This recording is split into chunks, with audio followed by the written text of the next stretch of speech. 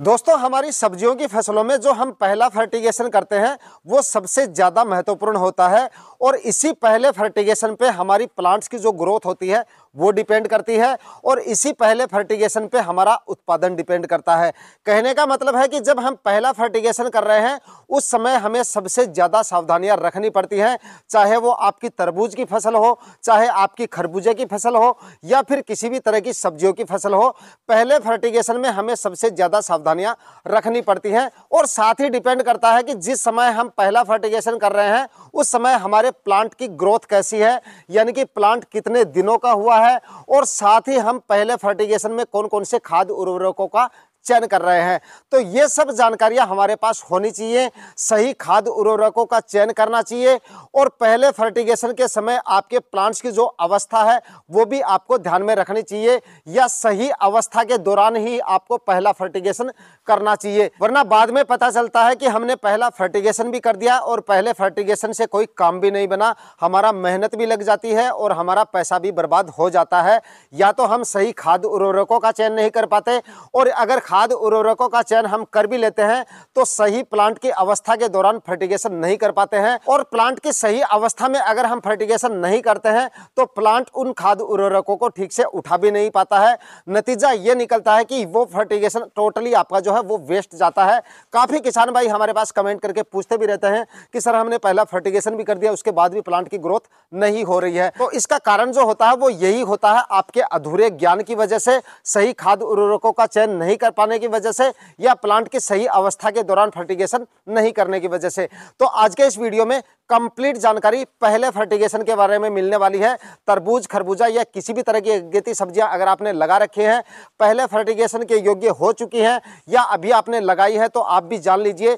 कि पहला फर्टिगेशन आपको कौन सी अवस्था में करना है, कौन कौन से खाद उर्वरकों का चयन करना है और कौन कौन सी सावधानियां रखनी है। तो दोस्तों, आज का ये वीडियो आपको कंप्लीट वॉच करना है। चैनल पे नए हैं तो चैनल को सब्सक्राइब जरूर कर लीजिएगा और साथ में बेल आइकन भी प्रेस कर दीजिएगा ताकि समय समय पे आपको खेतीबाड़ी से रिलेटेड वीडियोज मिलते रहें। नमस्कार दोस्तों, मेरा नाम है सुरेश और आप देख रहे हैं खेत किसान झुंझुनू। तो दोस्तों, सबसे पहले हम बात करेंगे कि हमें अपनी अगेती सब्जियों की फसलों में पहला फर्टिगेशन प्लांट की कौन सी अवस्था में या फिर बुआई के कितने दिनों के बाद करना चाहिए। चाहे आपकी किसी भी तरह की फसल हो, मायने नहीं रखता, चाहे तरबूज या खरबूजे की फसल हो या फिर किसी भी तरह की बेल वर्गीय सब्जियां या प्लांटेशन वाली फसलें हो,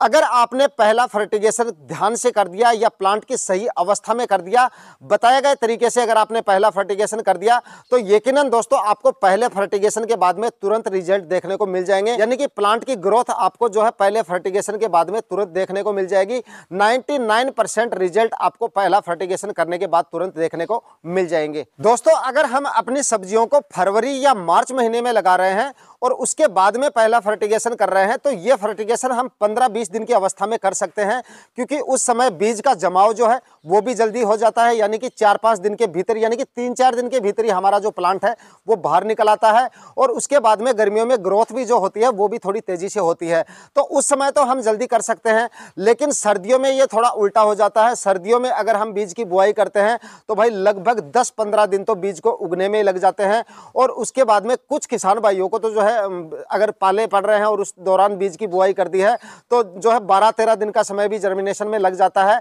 तो अगर सर्दियों में हम फर्टिगेशन कर रहे हैं तो ये समय थोड़ा सा बढ़ जाता है, यानी कि लगभग महीने भर का समय हमें लग जाता है पहला फर्टिगेशन करते करते। लेकिन दिनों के साथ साथ आपको ये भी ध्यान में रखना होता है कि आपके प्लांट की ग्रोथ कितनी होनी चाहिए, कौन सी अवस्था में आपका प्लांट होना चाहिए, क्योंकि जिस समय अगर आप पहला फर्टिगेशन कर रहे हैं और उस समय प्लांट की ग्रोथ ठीक से नहीं हो पाई है या जड़ों का विकास ठीक से नहीं हो पाई है, उस समय अगर आपने पहला फर्टिगेशन कर दिया और अच्छी खाद उर्वरकों का उपयोग भी अगर आपने कर लिया और काफी अच्छी मात्रा में खुराक भी आपने दे दी, फिर भी प्लांट के पास अगर जड़ें नहीं है तो आपका फर्टिगेशन किसी काम का नहीं होने वाला। प्लांट उसको उठा ही नहीं पाएगा अगर आप सही कंडीशन में उसकी फर्टिगेशन नहीं करते हो। तो सर्दियों में अगर आप फर्टिगेशन कर रहे हो तो ये आपको जरूर देख लेना होता है कि आपके प्लांट की जो ग्रोथ हो वो कैसी होनी चाहिए। तो वीडियो में आप साइड में देख पा रहे हैं, आपका जो प्लांट होता है कुछ इस कंडीशन में होना चाहिए कि बुआई के बाद में तुरंत आपको फर्टिगेशन नहीं करना होता है। प्लांट की इस अवस्था में अगर आप पहला फर्टिगेशन करेंगे, क्योंकि इस अवस्था में प्लांट के पास जड़ें भी होंगी,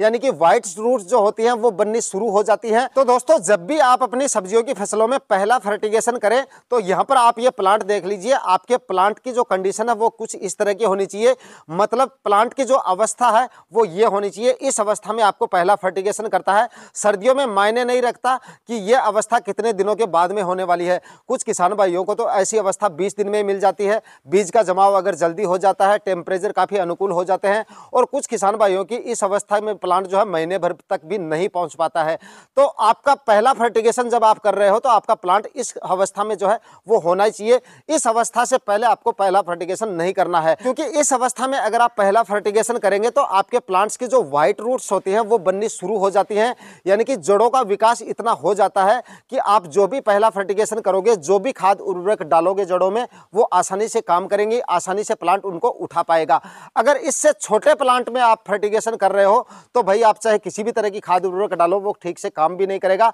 और टोटली वो वेस्ट चला जाएगा। उसके बाद आप ये सोचते फिरोगे कि हमारा फर्टिगेशन काम नहीं कर रहा है, हमारी फसल जो है वीक हो रही है। तो आप जब भी पहला फर्टिगेशन करें तो आप इस अवस्था में करें, तभी आपको अपने फर्टिगेशन का अच्छा रिजल्ट देखने को मिलेगा और तभी आपको अच्छा उत्पादन मिलेगा। अब बात कर लेते हैं कि पहले फर्टिगेशन में आपको कौन कौन सी खाद उर्वरकों का चयन करना है। तो दोस्तों सबसे पहले हम बात करेंगे पहले फर्टिगेशन में हमें कौन कौन सी खाद उर्वरकों का चयन करना है और करने का सही तरीका कौन सा है, यानी कि आपको पहला फर्टिगेशन किस माध्यम से करना चाहिए, क्योंकि प्लांट बहुत छोटे होते हैं उस समय, तो करने का सही तरीका भी आपको पता होना चाहिए और कितनी इसकी खुराक रखनी है। तो पहले फर्टिगेशन में आपको काम में लेना है NPK 19-19-19, जिसमें 19% नाइट्रोजन होती है, 19% ही फास्फोरस होता है और 19% ही इसमें पोटेशियम की मात्रा होती है। दोस्तों NPK 19-19 का फर्टिगेशन करने के बाद में हमारे प्लांट्स की जो ग्रोथ है वो भी काफ़ी अच्छी होने लग जाती है और साथ ही व्हाइट रूट्स भी काफ़ी अच्छी बनने लग जाती हैं, यानी कि जड़ों का विकास भी वहाँ पर शुरू हो जाता है, क्योंकि उसमें 19% फास्फोरस की मात्रा भी होती है और फास्फोरस की वजह से जड़ों का विकास भी काफ़ी अच्छा होने लगता है। और साथ ही 19% नाइट्रोजन की मात्रा होने की वजह से प्लांट में काफ़ी अच्छा हरापन भी आ जाता है और प्लांट की ग्रोथ जो है वो भी काफ़ी अच्छी होने शुरू हो जाती है। तो यहाँ पर पहला फर्टिगेशन आपको NPK 19-19 का करना है और पहला फर्टिगेशन करने का जो सही तरीका है वो है ड्रिप इरिगेशन या ड्रेंचिंग के माध्यम से ही आपको पहला फर्टिगेशन करना है। इसके बाद में जो भी आप फर्टिगेशन कर रहे हैं, दूसरा, तीसरा या चौथा, पांचवा, जितने भी आप फर्टिगेशन कर रहे हैं वो सारे फर्टिगेशन आप स्प्रे के माध्यम से भी कर सकते हैं और ड्रिप इरिगेशन के माध्यम से भी कर सकते हैं। लेकिन पहले फर्टिगेशन में आपको सिर्फ ड्रिप इरिगेशन के माध्यम से करना है या फिर ड्रेंचिंग विधि से करना है, अगर आपके पास ड्रिप इरिगेशन की सुविधा नहीं है। लेकिन स्प्रे से आपको पहला फर्टिगेशन नहीं करना होता है, क्योंकि प्लांट की साइज मैंने आपको दिखाई है। इस साइज का अगर आपका प्लांट है या इस अवस्था में अगर आपका प्लांट है तो भाई स्प्रे आपका टोटली जो है ज्यादा वेस्ट जाएगा